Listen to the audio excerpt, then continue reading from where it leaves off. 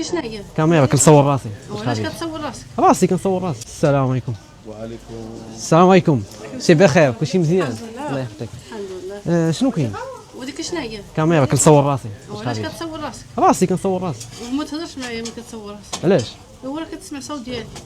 او بوجهك ما كيبانش. واخا ما يبان وطفيها انا ما عندوش معاك دابا. يلا نمشيو. مبغاش تقول. وكاين شي واحد كيبيع المسمن هنا خويا. لا قلب راه ونعت لينا نتوما زعما ولاد المنطقه نعتوا لينا. ها؟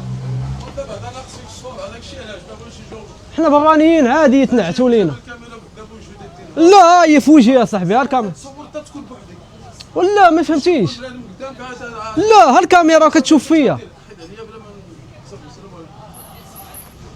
عليكم. راه ولاد بلادكم ماشي برانيين حنايا صاحبي. وكيما تعامل لك السيد معايا غيتعامل مع واحد اخر.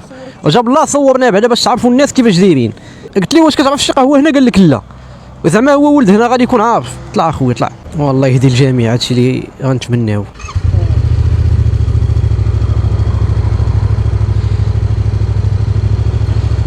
التعامل اللي كيتعاملوا مع المغاربه ماشي هو التعامل اللي كيتعاملوا مع الكوار. وسمحوا لي على هاد الكلمه هذه.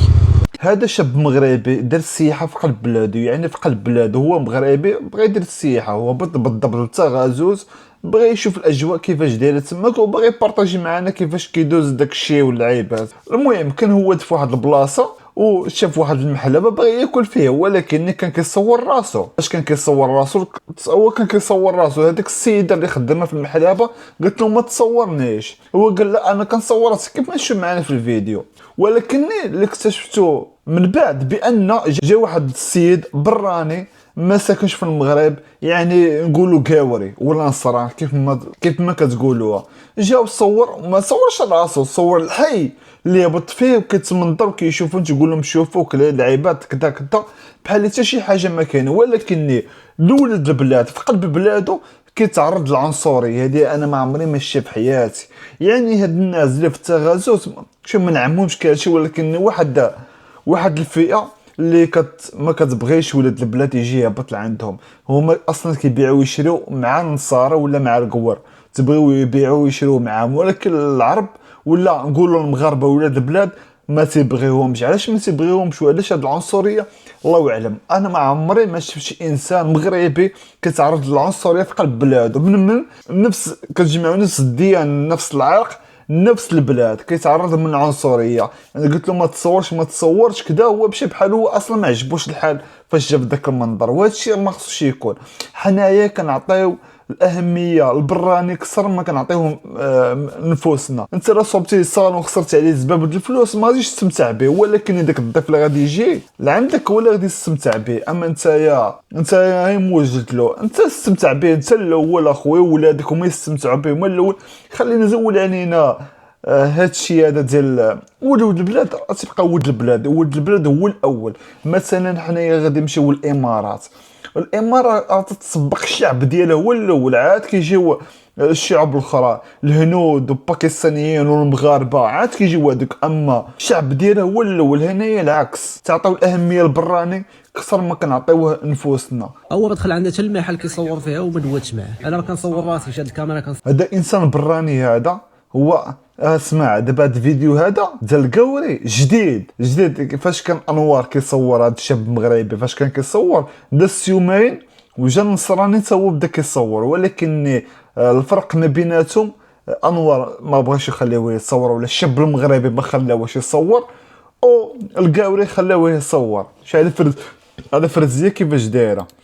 هو في راسي والله العجب هذا. الله الا العجب. السلام عليكم خوتي، كي دايرين بخير كلشي مزيان؟ نتمنى تكونوا بخير على خير. اليوم ان شاء الله جيت باغي نهضر على واحد الفيديو اللي شفتو مليوح مؤخرا في يوتيوب، ونفس الفيديو اللي كنت درت انايا في نفس المنطقه اللي هي تغازوت، واللي منعوني من التصوير وخلاو واحد الاجنبي باش يصور. هذا الفيديو دابا يومين باش مليوح، ونفس البلاصه اللي مشيت كنصور فيها مشى نصور فيها حتى هو، وحتى شي واحد ما هضر معاه. علاش؟ حيت ما هذه هي مولات المحلبه. هي اللي ما خلاتوش ياكل عندك تيقول لها بشحال كتقول له ما تصورش. هو اصلا ما كانش يصور، كان كيصور راسو. يعني قالب الكاميرا اللي جهه وجهه كيهضر معاه الناس متبعينه يعني كيصور راسو عادي. ولكن هاد السيده هادي قالت له لا ما تصورناش، ما تصور هذوك المغاربه اللي فيهم البجوق راه بحال هادي ولا هادي الشيء. وشفتيها مني جايت قال جايبه ماشي شي عربيه، حاشا نزل العربيه لا عمرها سلعه، ولكن هذه جايه من الخز تنزل العربيه.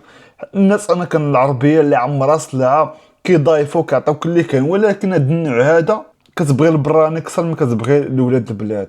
ضربت بالعربيه. انا ما غاديش نحاسب دوك الناس، ما غاديش نقول لهم علاش ما خليتونيش نصور ولا علاش ما تعاملتوش معايا مزيان. انا حاجه وحده اللي بغيت نعرف هي علاش ما كيتعاملوش مع المغاربه بحال الاجانب. هذا هو السؤال ديالي مطروح. علاش هو ما لاحظتوش بان المحل كامل عنده عامر هي بالبراني؟ ما كانش حتى شي واحد عربي عنده ولا مغربي، ما نقولوش عربي وانما نقولوا مغربي.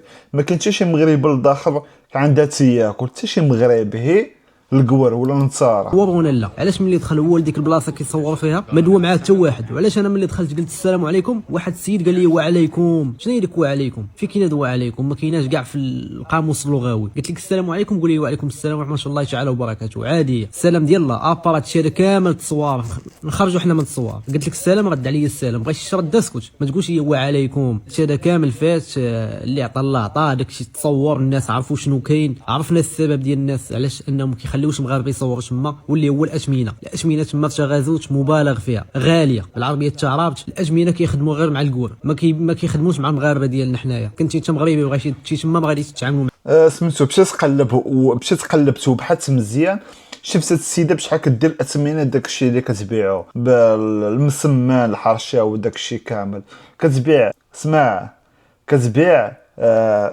مسمنه عاديه مسمنه فيها املو. لا مشيتي في المغرب كامل ما نقولوش في المغرب كامل في المغرب كامل الا نقولوا المغرب كامل الا التغازوز غادي تلقى بان الملوي فيه شويه ديال الاملو كيدير ب7 دراهم. في المدن الاخرى وفي المغرب كامل داير ما بين 4 دراهم حتى 3 دراهم. اما لا خديها بالصحه تاخذوا غير ب 3 دراهم 2 دراهم برخلا. ولكن مع تغازوز الاثمنه مرتفعه جدا رغم انه كاين غير الاسعار وكاين هادشي كامل. ولكن هاد تغازوز هاد المدينه هادي ماشي الناس كاملين ولكن واحد الفئه اللي كبيره كتزيد في التأثمين. علاش؟ حيت كاينين عندها القوار.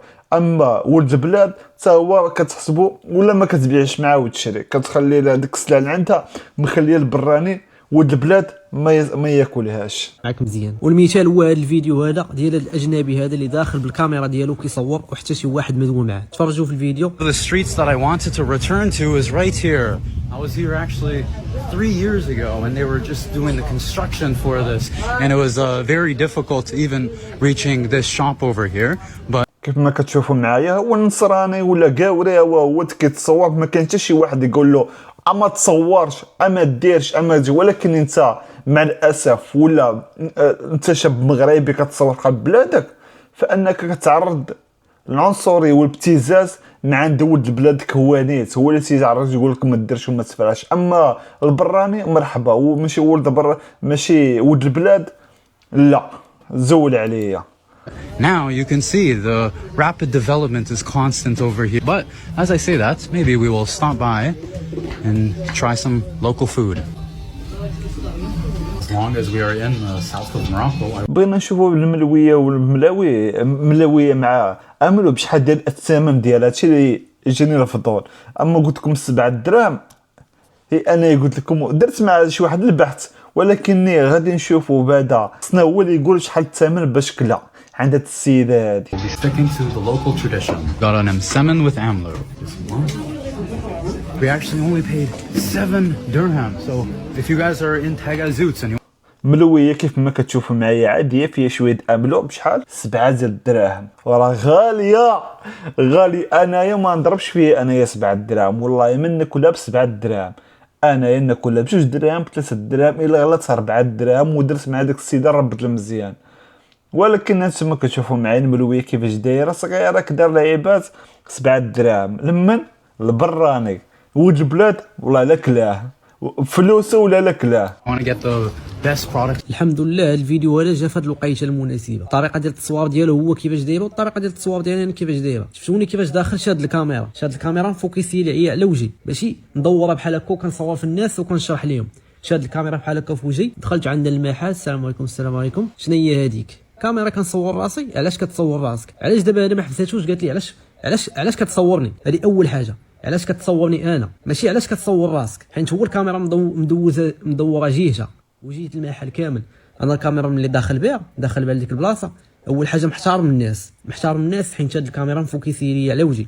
داز شي واحد بالغلط هذيك ماشي ما كتسماش راه انك مأكد باللي راه انك باغي تصور. اما الا كنتي شاد الكاميرا وشاد شي واحد وكتنعت عليه وكتقول هذاك فلان راه هو هذاك فلان، هذاك هو هذاك فلان، هذاك راه هو التشهير. انتوما الخوت راه لا تقولوا كنظلموا بنادم، حنا راه داك الشيء عادي. وسبحان الله الفيديو هذا راه تلاح في هذه الوقيته هذه، في هذه الوقيته اللي نايض على الضجه بهذاك الفيديو اللي حطيت. يعني الناس خاصهم يبدلوا التعامل ديالهم ويبدلوا التصرفات ديالهم وما يبقاوش يديروا الفرق ما بين المغاربه وما بين الاجانب. المهم ما علينا، شنو نتوما الراي ديالكم في هذا الشيء هذا؟ واش بنادم تتحقر في قلب بلادو ولا تعطيو القيمه كبيره البراني؟ جاوبونا في الكومونتيرات والسلام عليكم.